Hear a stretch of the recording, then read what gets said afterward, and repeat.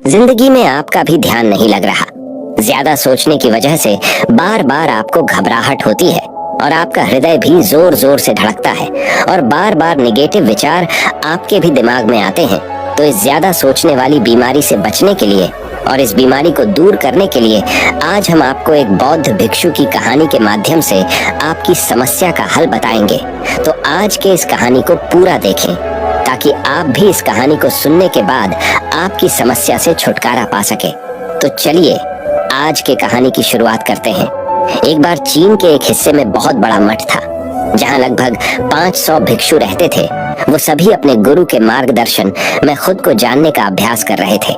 एक दिन एक लड़का उस मठ में शिष्य बनने के लिए आया। उसने मास्टर से कहा, मास्टर, मैं खुद को जानना चाहता हूँ। मैं सच की तलाश कर रहा हूँ। मैं पता लगाना चाहता हूँ कि सच क्या है। मास्टर ने उसकी ओर देखा और कहा कि अगर तुम सच जानना चाहते हो तो तुम्हें अपना पूरा जीवन दांव पर लगाना होगा। सच को जानने में तुम्हारा पूरा जीवन लग सकता है, फिर भी इस बात की गारंटी नहीं है कि तुम्हें इस जीवन काल में सच का पता लगेगा या नहीं। क्या तुम इसके लिए तैयार हो? शिष्य ने कहा। मास्टर, मैं यहाँ पीछे मुड़ने के लिए नहीं आया हूँ, मैं इसके लिए तैयार हूँ। गुरु ने कहा, अगर ऐसा है तुम एक काम करो, इस मठ में 500 भिक्षु है, तुम उनके लिए चावल कूटने का काम करो। बस सुबह से शाम तक चावल कूटने का ही काम करो और जब तुम थक जाओ तो सोने चले जाओ। फिर अगली सुबह उठकर चावल को कूटना शुरू कर दो। इसके अलावा कुछ और मत करना। किसी और चीज के बारे में मत सोचना। बस इस रास्ते पर चलते रहना और दोबारा मेरे पास मत आना। जरूरत पड़ने पर मैं खुद तुम्हारे पास आऊंगा। उस लड़के ने गुरु के आदेश का पालन करते हुए चावल कूटना शुरू कर दिया। उस मठ में 500 शिष्य थे।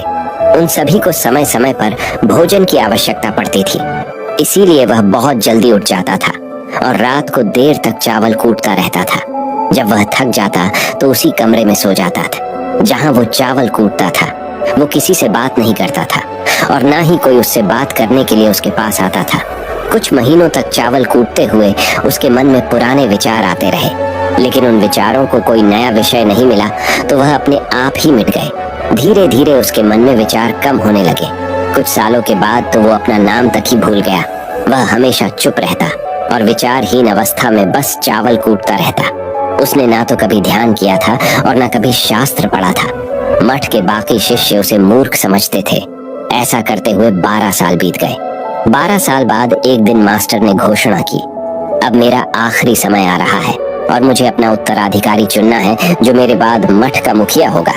इसीलिए मेरा कोई भी शिष्य है जिससे लगता है कि उसे आत्म साक्षात्कार हो गया है और उससे खुद को जान लिया है, तो रात को मेरे दरवाजे के पास आकर इस दीवार पर कुछ पंक्तियां लिखें जिसमें उसकी जिंदगी का सारा अनुभव समाया हो।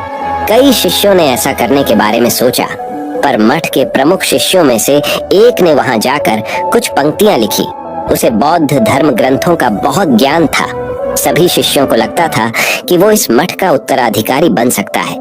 उसने लिखा था कि मन एक दर्पण की तरह है जिस पर विचारों और इच्छाओं की धूल जमा हो जाती है। इस धूल को हटाने के लिए ही ध्यान है।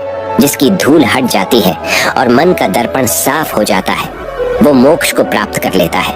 अगली सुबह जब मास्टर उठे और उन्होंने इन पंक्तियों को देखा और उन्होंने कहा कि किस बेवकूफ ने यह सब कचरा मेरी दीवार पर लिखा है।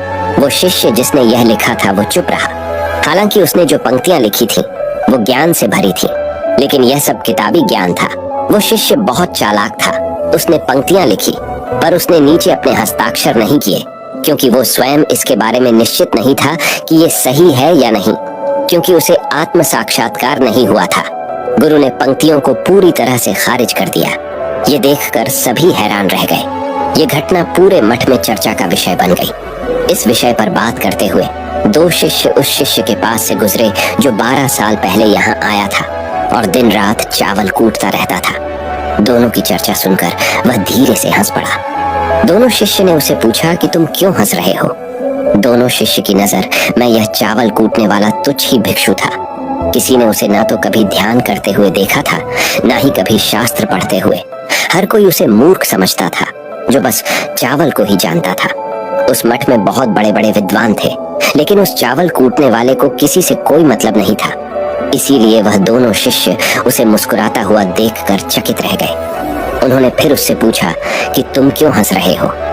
उसने जवाब दिया, मैं इसीलिए हंसा कि मास्टर सही बोल रहे हैं, ये सब पंक्तियां कचरा है, इन पंक्तियों का कोई मूल्य नहीं है। वो दोनों शिष्य चौंक गए। उन्होंने उसे पूछा कि क्या तुम ऐसी पंक्तियां लिख सकते हो जो इससे भी बेहतर हो।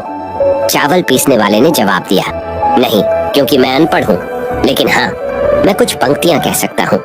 अगर तुमने उन पंक्तियों को तुम लिख सकते हो तो मैं तुम्हारे साथ जाने के लिए तैयार हूँ। उन दोनों शिष्यों ने कहा, ठीक है। वे मास्टर के कमरे के पास गए और चावल कूटने वाले ने कुछ पंक्तियां बोली और दूसरे शिष्य ने उस दीवार पर लिख दिया और उन पंक्तियों के नीचे लिख दिया कि चावल कूटने वाला। उन्हें लगा कि मास्टर इस पर भी गुस्सा करेंगे।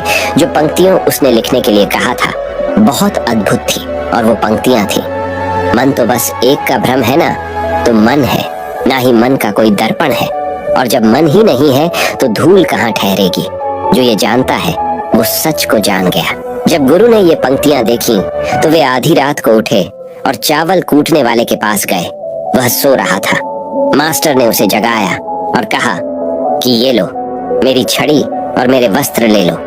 आज से तुम मेरे उत्तराधिकारी हो, लेकिन इस मठ को छोड़कर कहीं दूर चले जाओ, क्योंकि इस मठ में बहुत सारे विद्वान हैं जो खुद को तुमसे ज्यादा श्रेष्ठ मानते हैं और वो तुम्हें मार देंगे।